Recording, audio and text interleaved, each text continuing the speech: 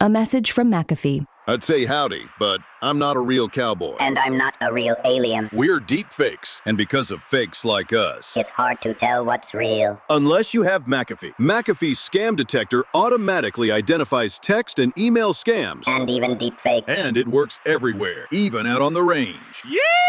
But you're not even a real cowboy. If they're faking it, they're not making it past us. Get award-winning scam detection today. McAfee.com/keepitreal. Hey, it's me, shakeable, breakable, unmistakable Claptrap. But don't break me, break free in Borderlands 4, the newest, bestest looter shooter you can play with friends.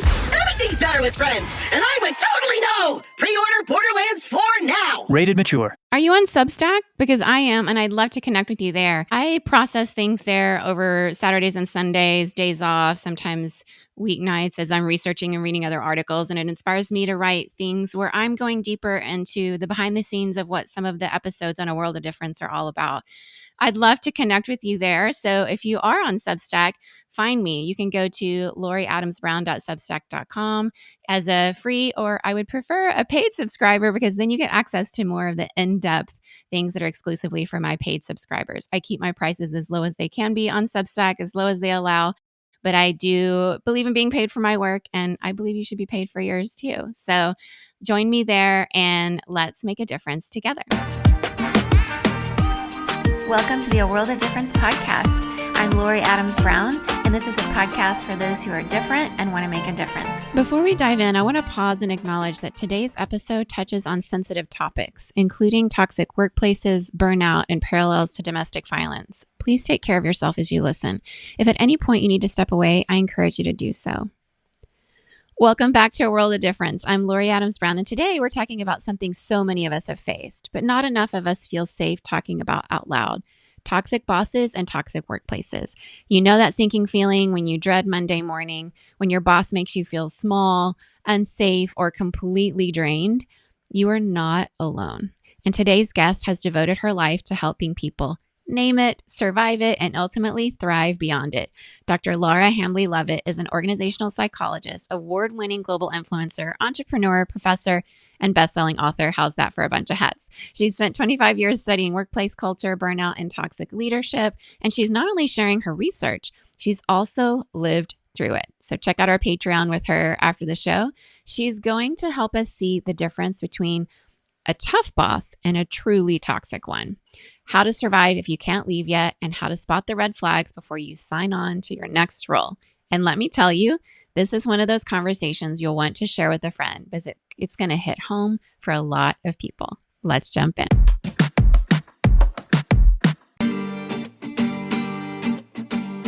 Hi, Dr. Laura. Welcome to A World of Difference from here in Silicon Valley and you in Calgary. And we're really excited to have this conversation with you today. Thanks for coming.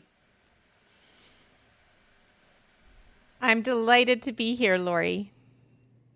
Well, I really am excited for this book that you have written that is just really close to my heart and my experience of wanting to make sure workplaces are places that are human-centered, where people can bring their differences to the table to make a difference together across industries. And the work that you're doing is so, so, so important, because a lot of people who've experienced a toxic work environment or a toxic boss may not even know exactly what happened to them and may blame themselves. That is very common. And some of the gaslighting and all of that sort of fosters that. It's something that's very cultivated in these toxic boss situations, or maybe it's a toxic colleague and you work cross-functionally and there's somebody that you're working with that creates this environment where you're not believed and something has been very carefully manipulated and crafted against you. So I want to start off with this. Many people in positions of authority aren't exactly easy to work with. What separates a difficult boss from a toxic one? That's a great question. And I think that's one of my contributions through the research that I've done on this topic, Laurie, is that too often times we mix up toxic from difficult. So I'd argue that a lot of bosses are difficult because a lot of people get put into leadership roles without the right training and support or the right screening process in terms of should they even be in a people leadership role. So difficult leaders, they may be frustrating, they may be disorganized, they may micromanage a bit, which is very common in new supervisors especially. They may communicate poorly, forget to tell you things. They may, there's different things they may do that are annoying is the best way to put it, and get on your nerves. But the thing about a difficult boss is you can learn how to deal with it, and they are not doing this intentionally.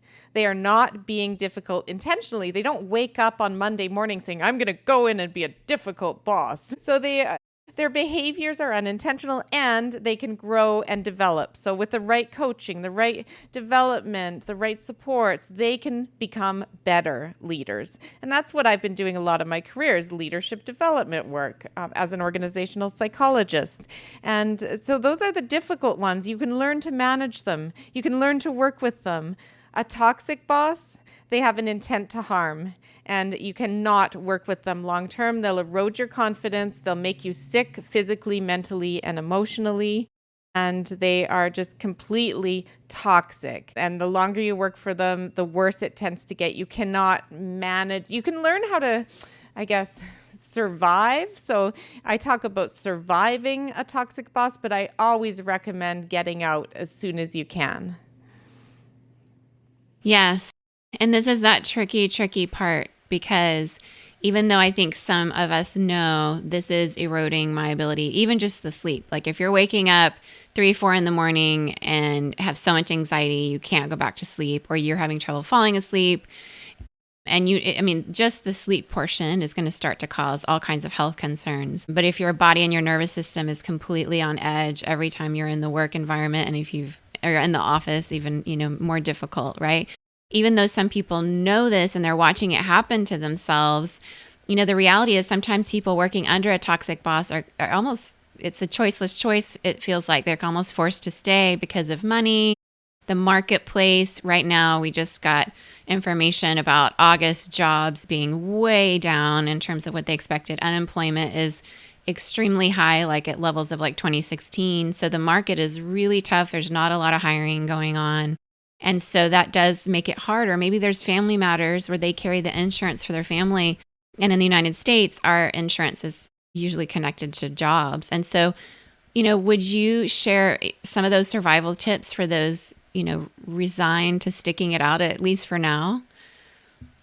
Well, I always say, and first of all, I'm sorry that that's happening. This too shall pass, these ups and downs in the economy and the uncertainty. I always recommend people just take it day by day and do the actions that they can do, and get into that mindset where you don't rely too much on the statistics, because every statistics has its exception, right? And it's about the things you do and the actions you take. It's a marathon, not a sprint.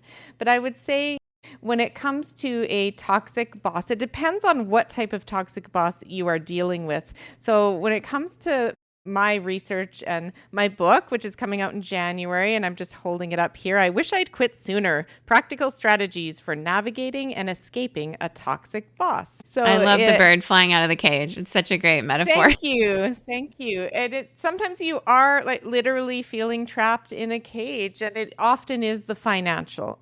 Most times it's the financial, or you might have shares in the company, or you might have long-term incentives or things, or the market sucks. And so when you are trapped, it's about what type of toxic boss are you working for? Because there's actually 8 different personas of them, and some of the personas are worse than others. So for instance, one of the personas is the gaslighter, and the gaslighter will make you feel like you're losing your mind, like you're going crazy.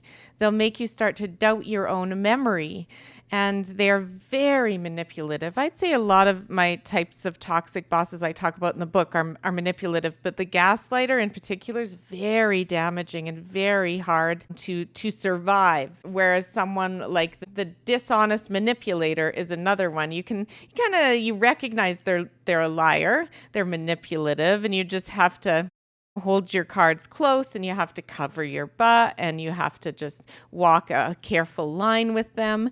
But I would say one of the survival tips I have when it comes to narcissistic ones, especially most of the types, is you got to make them look good. You got to, swallow your pride. You've got to just do everything you can to make them look good. And I know that is very counterintuitive and difficult when you're suffering under one of these, but it's the way that you'll survive. Yeah, it's a psychological warfare almost. It's the dignity that you have, and choosing to, lose that dignity yourself is also does something to you. So yeah, surviving in certain levels, but also just psychologically the damage of knowing you had to do that in order to survive or make money for a family. It's hard. It's a big thing to ask. And surround yourself with people who love you and care about you. Form allies with people you can trust in the workplace for sure. And then having the care and the support. I call them your team helpful, whether it's a therapist, whether it's, different type of healing practitioners. It's your friends, it's your family, it's people you can trust to lean on and get that support and nurture your health, nurture your spirit, take that time, because working through for a toxic boss will completely drain you. And then another thing you can do that's, I think, an important survival tip on a couple of fronts is to document. So make sure you document every incident, every time they make you look really bad in front of others, or every time they change their direction on you and they told you one thing and now it's another. Just document it. And then you'll have a documentation of what really happened, how this really unfolded, and it's cathartic. And if you choose to file a legal claim at some point, you have all of that information. Yes, which here in the US, we have something called the EEOC, and it is a long waiting list apparently to report there, because I don't know if it's because of our current administration and having dodged a lot of those jobs or something. Also, when we have a lot of incivility coming from the mouth of the leader of our nation, it almost unleashes that in other people. Like, it changes culture, it changes our work cultures. We see incivility rising, and the statistics from the Sherm Foundation have shown us that incivility is at highest levels and very concerning levels in the workplace. But also we're seeing a lot of bullying in schools. So this talking down, these power dynamics are almost being touted from positions of power and therefore unleashed and even modeled as a leadership model. And so I'm wondering, why also do you place a priority on employees' psychological contract while needing to stick it out with a toxic boss? How does, in addition to what you've just shared with the survival strategies, let's dig a little bit more into the psychology of it and what are some ways they can support themselves and create a village around them that supports them. Yeah. So, well, you mentioned psychological contract. I think that's a really important term, because we all have a physical contract, a written employment agreement with our employer. But what we also have is a psychological contract, which is what I give and what I receive. And a toxic boss totally damages that whole thing. So then you need to reframe your psychological contract, which is, okay, I have to stay in this job for 18 more months, because at that point, there's something like some shares vest or whatever it is. So I have to stay till the 18-month mark. But in the meantime, I'm just going to do A, B, and C. I'm going to do my job. I'm going to surround myself with people that care about me. I'm going to tread very lightly. I'm not going to challenge my boss. I'm going to do what my boss needs me to do. I'm going to not question them and stuff and ruffle their feathers. And I'm going to do A, B, and C. So that's your contract. You change your mental mindset. It's just a job. It's just a job, and you have an exit plan. And I always talk about an exit plan being critical, where which things am I going to do each week and each day and each month to get me towards my exit. Love it. Exit plan is so important. And we hear about that a lot in domestic violence situations, because all of that also is tied to finances and relationships and very, very complicated. And so exit plans are important there. And yet that same strategy can be helpful in a different way with, exiting from a toxic boss. So after breaking free from a toxic boss, how can employees avoid getting stuck under one again? Because what we see sometimes is, especially in our community here of difference makers, a lot of us are doing good in the world. And we're also very successful a lot of times at what we do. We bring a lot of empathy and human kindness. And those are traits that when we see in the research, some, research that I've read out of, which has been done in prisons. So it's not a general for all the population. It's just those maybe who have narcissistic personality disorder who ended up being caught for their crimes, which is obviously not representative of the entire population of people with NPD. But some of that research has shown that people like this are often targeted because of their empathy, because of their influence, because of their success in doing good in the world. And that's something that can be can be jealous of it and want to target that person to extract that out of them somehow. But it obviously doesn't work. It can't work that way. We've seen examples of somebody being targeted by a toxic boss, exiting with an exit strategy, getting into another job, maybe 2 jobs later, and then it happens again. It's not because they're broken or something's wrong with them, but how can they avoid getting stuck under one again? You're right. And you're right that empaths attract narcissists. It's totally, totally true. And yet that you're right. When you're doing good in the world, someone told me this once, your light shines brighter, but then you cast a bigger shadow. So then there's people that, I don't know how to say it, but the darkness comes out, the people that want to bring you down, the people that are jealous. And it was funny, I was doing a lot of charity work and raising awareness around sex trafficking. And it was just crazy, the charity events I do and the narcissists that would be drawn into my committees and that I would have to deal with and navigate. And I'm thinking, I'm just trying to do good work in the world and shine a light on negative, horrible behavior. And I think sex trafficking of children and women is one of the most horrific crimes in the world. But that's an example of the bigger your light, the broader your shadow is cast, and the more you need to protect yourself. So that was just a little offshoot, but you raised a great question about how do you protect yourself in the future? You do your due diligence. So I have a whole chapter in my book called How to Never Again Report to a Toxic Boss. And there's all kinds of tips in there about always asking people who work for them or have worked for them, what is this boss like to work for? Some people will close down, but sometimes it's what they don't say that's as important as what they do say.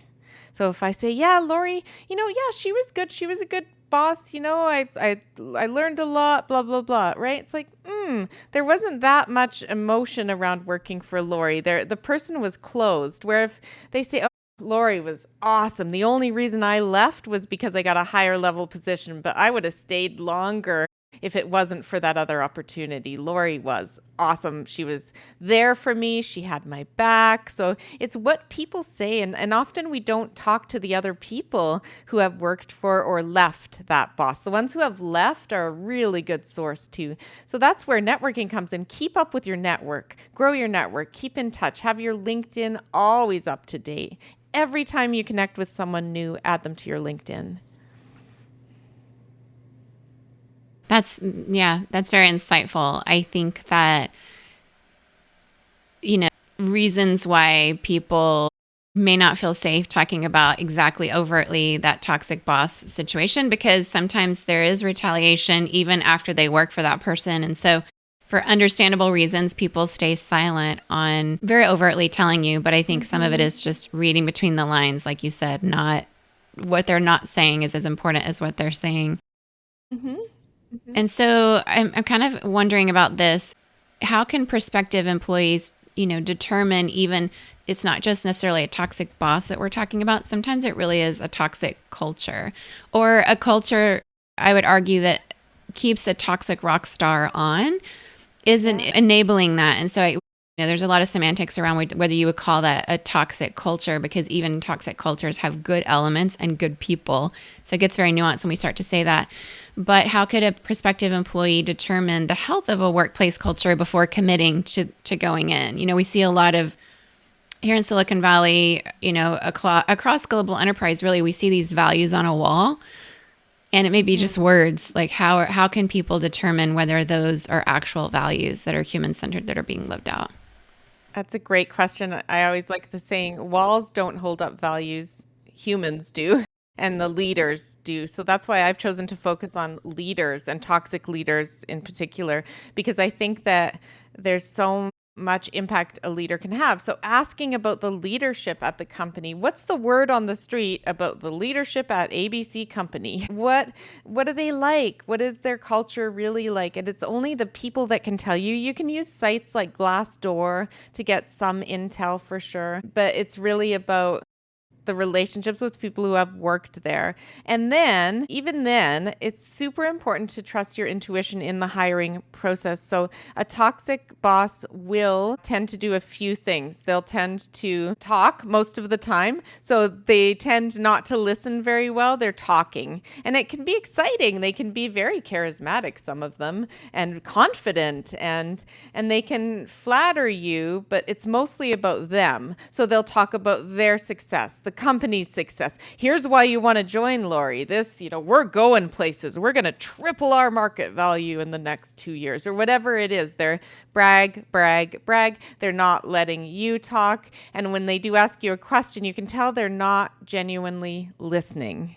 They're thinking about what they're thinking in their brain. And then they'll interrupt a lot. And they'll also tend to start late. So they'll run late. They won't respect your time. It's all about them. And that's what I would be wary of. How are they making you feel inside? How are they making you feel? And taking that seriously. Yeah, it's such a good question because we often dismiss or discount what our body is feeling as maybe I'm just crazy, especially if you have experienced any kind of gaslighting from a boss before. But you tend to think, I must be overreacting. I think especially for women, because a lot of narratives around women are that women are hysterical. We're too emotional and we're not, good leaders, even though obviously that's all based in stereotype. And there's really no male equivalent of the word hysterical. But I think that sometimes we get in our heads about that to think, that felt off, but it must just be me. And instead of actually being curious, practicing self-compassion and really, paying attention to how our nervous system reacts to another person can be very insightful, but it's hard. It's not really hard data. So it makes it a little difficult to make decisions based on that. It is. In the hiring process, if you're doing an interview with who would be your boss, what would you tell people other than the things you just mentioned, talking too much, interrupting, it's always about them, bragging? What are some other things they could look for or try to spot in the hiring process? How communication style? So are the communications respectful? Are they in a timely manner? What are the other people in the hiring process like? The hiring, not just the hiring manager, but if you're dealing with HR, what are they like? Do they have positive, genuine things to say about the organization? Do they seem authentic? And ask them too, hey, what is Lori like to report to? What does she like to work with? What types of people does do best under Lori? And just asking those questions. And it's the answers that can tell you so much. And too often we feel we shouldn't ask those questions. It's nosy, it's overstepping. But if you come from a place of genuine curiosity, and they shut you down, then it's a sign of a toxic workplace. So again, if you're curious about leadership style and what the culture is like, and they shut you down or they skirt around it, that's a bad sign. Yeah, that's great advice. Really helpful. I mentioned this whole notion of a toxic rock star earlier. Why do some organizations let toxic bosses stay around for so long while talent, even top talent under them, leaves? We often don't see them even measuring the attrition or doing proper exit interviews with a third party, which would give really good data about why people are leaving. And yet you might even have, for example, a person who's leading HR who has access to all the information and can do these, employee, investigations, for example, and it all has to be confidential and there's not even much accountability for that person, but they're just trusted to get a certain thing done. Why do you think organizations are willing to kind of let this person stay around while they're losing a lot of top talent left and right?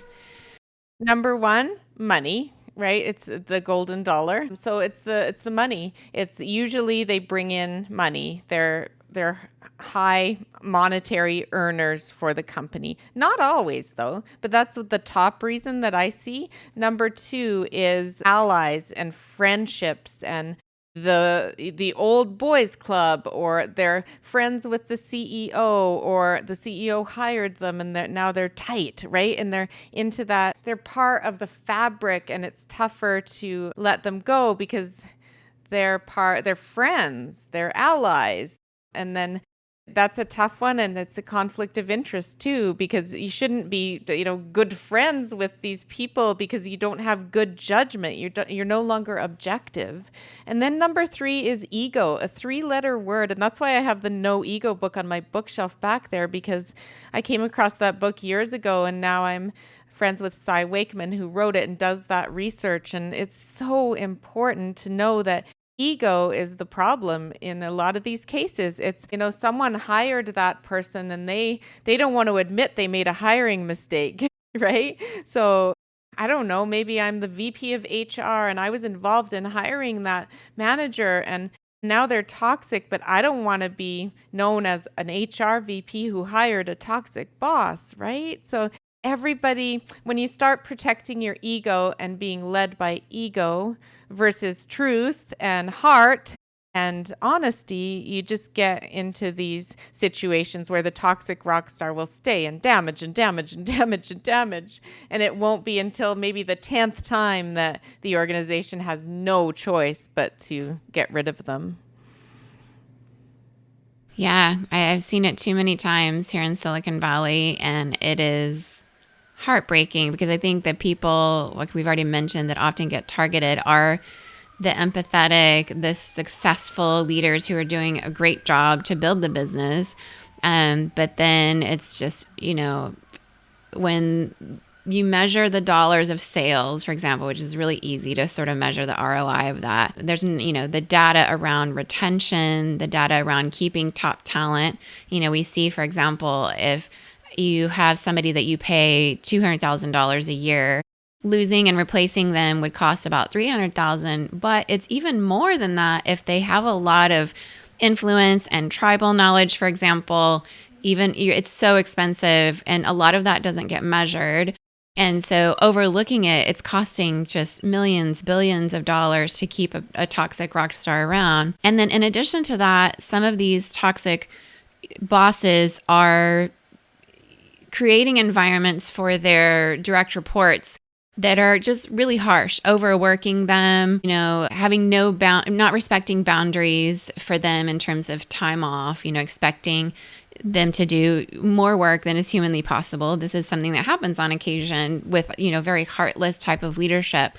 And we have seen that burnout is at an all-time high globally, right? And so Silicon Valley, we're among the worst offenders with this. But, from your 25 years in organizational psychology, what kind of patterns do you see between a toxic leadership situation and burnout? And what interventions actually work on a systemic level?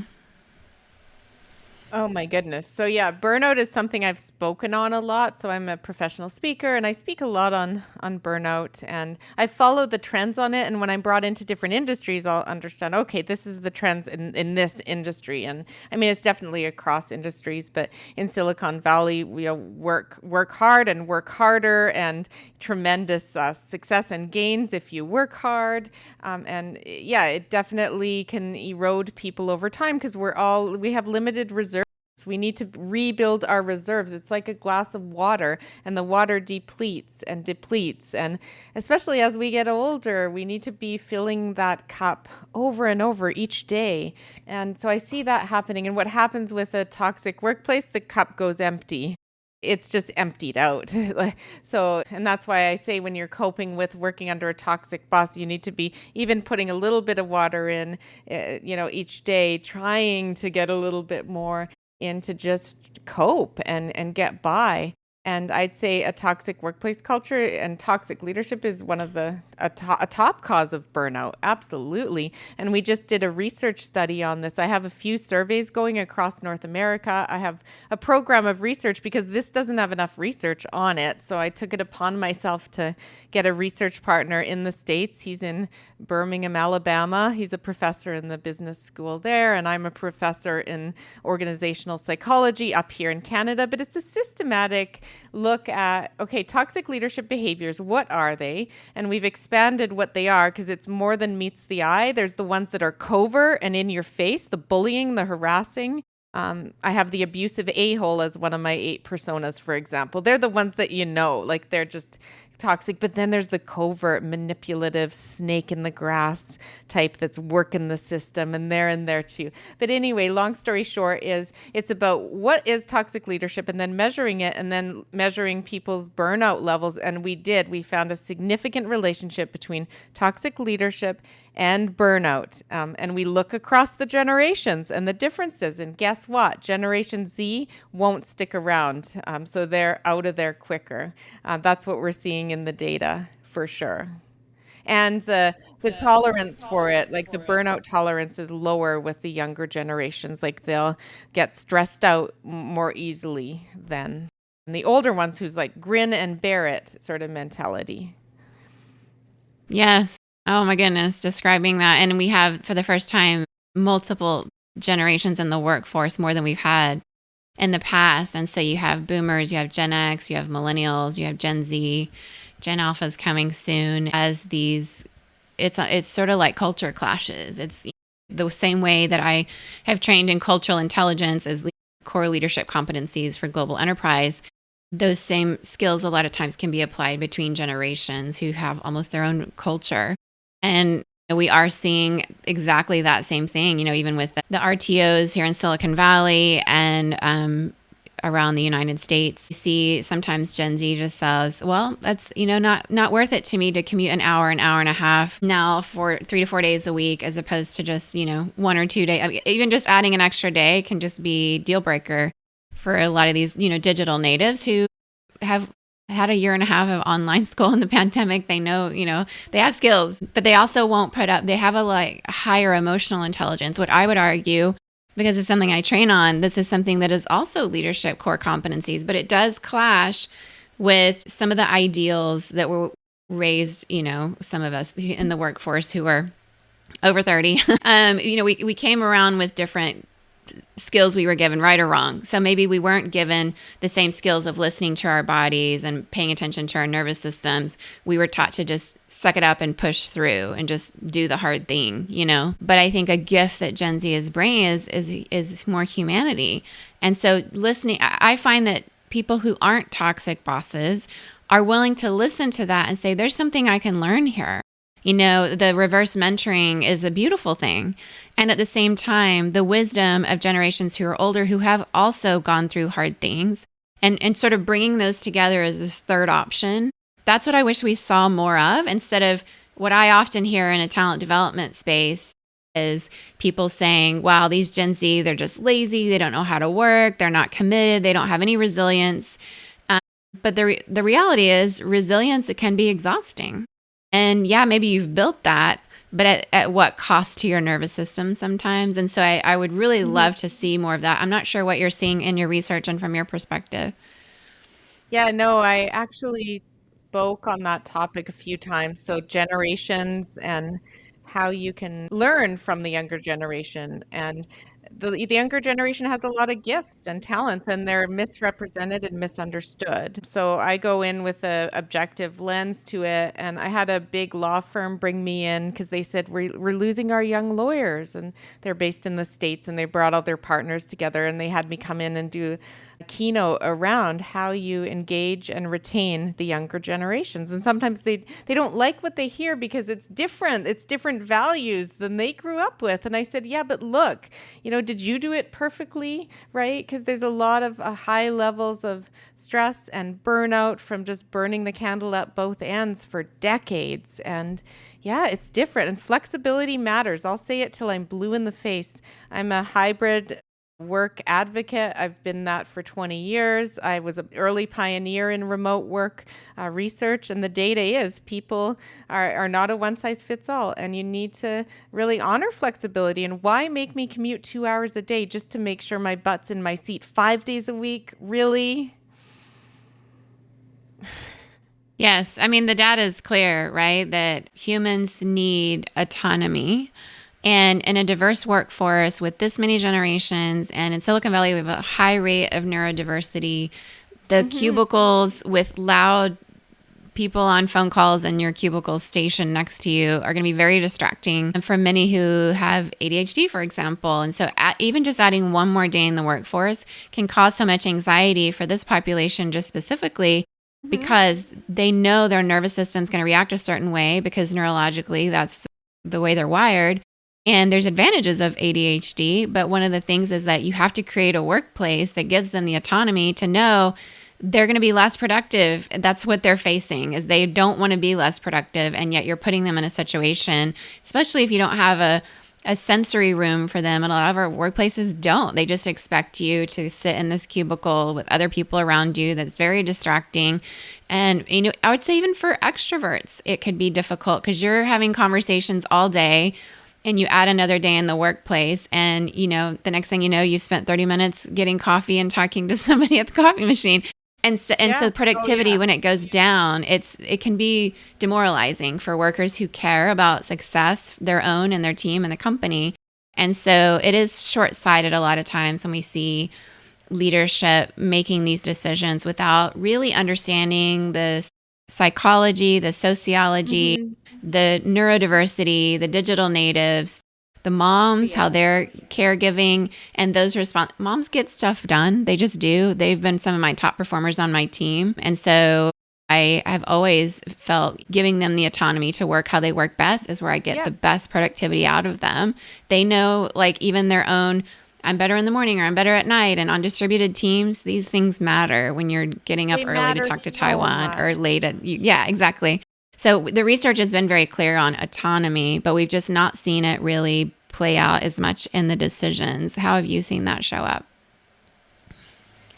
Yeah, the same thing. I've been evangelizing this for 20 years, and just it's heartbreaking for me to see, okay, we're bringing back people 5 days a week now back to work. And I'm like, well, weren't they working before?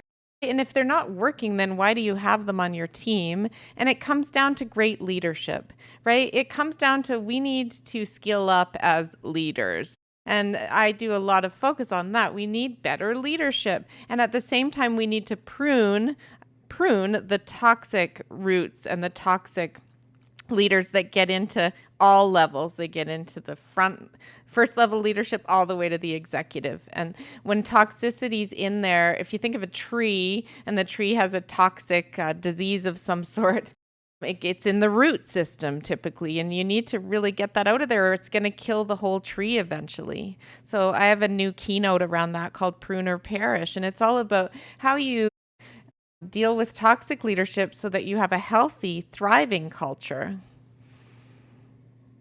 That's good. Yeah, I've heard other people describe it sort of like a cancer. Like, wouldn't you go to the doctor and want to get diagnosed and get chemotherapy to get rid of cancer in your body? Why are you just allowing this cancer to stay in your workplace? It's spreading, and ignoring it is not going to stop it from spreading. It's going to literally destroy the organization from the inside out. So I love that. I'd love to hear your keynote. Yeah.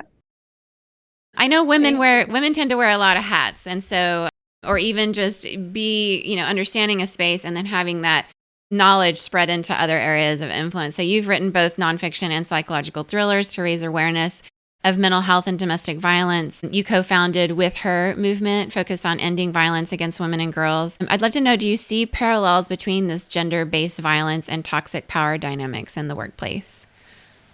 Yes, there's actually a lot of parallels between abusive romantic relationships and toxic relationships at work, especially with the boss, because there's a power differential typically in both types of relationships where you feel trapped and you feel like you can't get away. There's often manipulation. There's often psychological manipulation.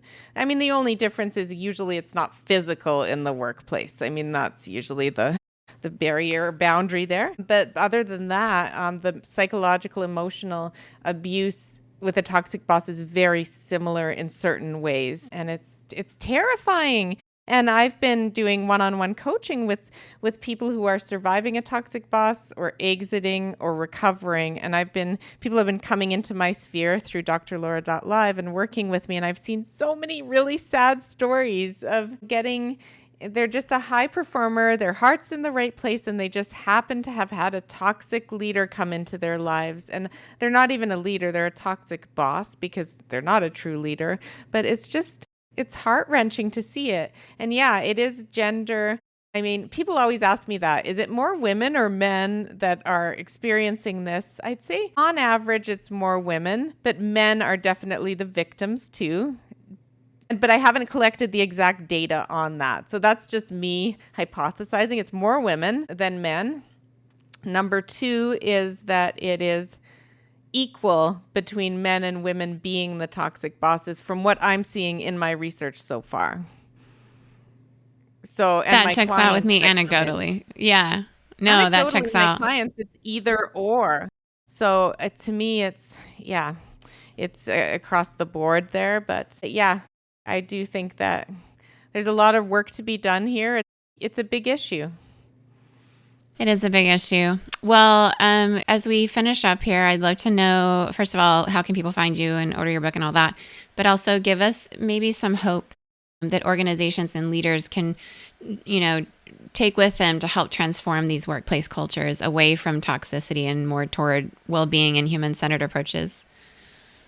I think it's about care. It's about, do you care about people as human beings? And if the answer is yes, then do you have the courage to do what's necessary? And that will mean looking at what's going on.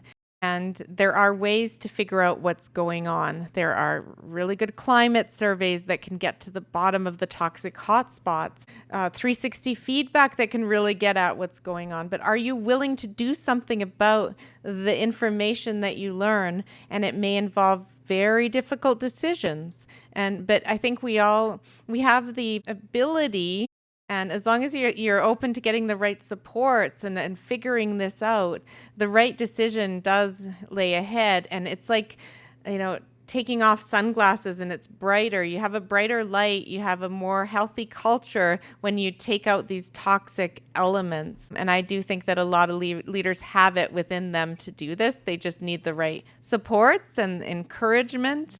And I do think the positive ones that are authentic and actually care about people do outweigh the ones that don't care, okay? I think toxic ones are definitely not the majority, thank God. But I think it's easy to be fearful when you're around that and to make the easy decision and not the right decision. Yes, I agree. So how can people find you in your book and learn more about the work you're doing?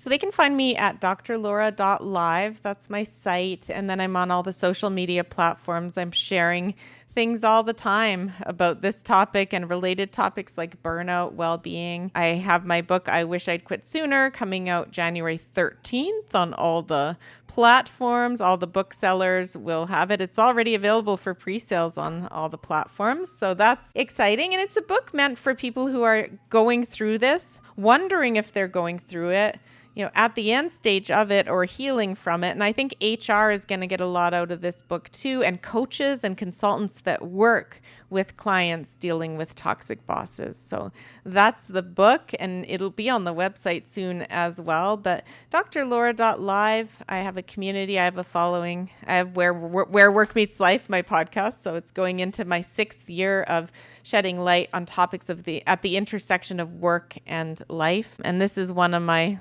top topics, is toxic leadership. Well, thank you so much for sharing your research, your experience, your knowledge with us today. Really excited to get this book into the hands of many of our listeners. So let us know if you're pre-ordering it. We'd love to know. Go listen to Where Work Meets Life podcast with Dr. Laura. And thank you so much for being on the show today. It's my absolute pleasure. Stay well. That conversation, I don't know about you, but that conversation with Dr. Laura Hamley Lovett left me with so much clarity and honestly a lot of hope, because here's what I want you to take away. You are not crazy. You are not weak, and you are not alone. Toxic leadership is real and it's costly, and it's not your fault if you've been stuck in it. And the good news, there are healthier workplaces out there. There are leaders who know how to build trust instead of breaking it. And as Dr. Lovett reminds us, you can start spotting those red flags before you get stuck again, even in interviews. If today's episode resonated with you, share it with someone who needs to hear it. And if you want to go even deeper, our Patreon community has an exclusive bonus question where Dr. Lovett shares a personal story about walking away from toxicity in her own career, not once, but twice. why it led her to start the business that she started, to do the academic research that she does, to speak on the keynotes that she speaks on, and to be partnering with others in academia to do research in an under-researched field. Her own personal lived experience is raw and vulnerable and heartbreaking, and I know many of you will relate to it. So please go to www.patreon.com/aworldofdifference to check out this exclusive episode that's going to be uploaded soon into that area. And you can also check out other Patreon episodes we have around this topic with other experts, because your work and your life are more integrated than you think, and how you sleep at home at night if you're in a toxic work situation is affecting all of your health, just like she mentioned. So check it out in the show notes for the link if you missed it here, patreon.com/aworldofdifference. And remember, you deserve a workplace where you can thrive and not just survive. Until next time, let's keep celebrating our differences and knowing that you matter, sharing with each other that each other matters. Your differences that you bring around the table are beautiful. They're not threats. And if a toxic boss has made your light that you're shining and your brilliance make you feel that something's wrong with you because of the influence that you have, the empathy that you exude, or the success that you're having in your workplace, maybe you've been a top performer and you've been promoted very early on in your time in this current company. Maybe you've gotten one of those top performer bonuses that not many people got. Maybe many people are coming back and saying how influential the programs that you've developed are. And unfortunately, a person in the workplace who gets very jealous of that, or is maybe suffering from a dark triad personality type, will often target someone like you. It's not you. There's nothing wrong with you. Your differences are making a difference. And I hope that you don't let them change you, that you stay strong with your values, keep being who you are, values-driven leaders all across industries. We need you to be yourself. Bring your differences to the table. Those differentiators truly make a difference. And in a world that seems to have completely lost its mind most days, I hope you keep showing up for yourself, checking in with yourself, checking in with your team, and still being those kind, empathetic leaders that are making a world of difference. Keep being who you are, and I appreciate you. Okay, difference makers, I know you, and I know when you hear something you really enjoyed and you learned from it, you want to share it. I am like that too, which is why I love to promote guests on this podcast for you to get to hear them yourself. Sometimes they write books, sometimes they write on Substack, sometimes they podcast, sometimes their voice is just every day in the workplace where they live and impact their communities in a variety of ways with all the hats that they wear. So if you enjoyed this episode, and I hope that you did, please share it with a friend, a parent, a neighbor, somebody you went to boarding school with back in the day, somebody at work, your boss, people on your team, because this is a message they needed to hear. And it have impacted you. Please give us a 5-star rating and give us a review. It really helps our reach for more people like you to find us, the difference makers, the listeners, the leaders, the people in your communities that are making the world a better place. I appreciate you so much. Has life ever thrown you a curveball? I've been thrown 1, 2, maybe 3. And okay, if we're being honest, a few more in life. And sometimes you just need a professional to talk with it about. And friends help and family helps, but having a professional therapist has been a game changer for me because of the skills they bring into those conversations. And I want you to have access to that too. So BetterHelp, I have been willing to give you 10% off your first month if you sign up today with www.betterhelp.com/difference. You deserve to have somebody walking through this with you. You deserve all the healing. And a professional is the kind of person that will not only listen, but they will give you tools to walk through this journey so that you are not alone. www.betterhelp.com/difference to get 10% off your first month today.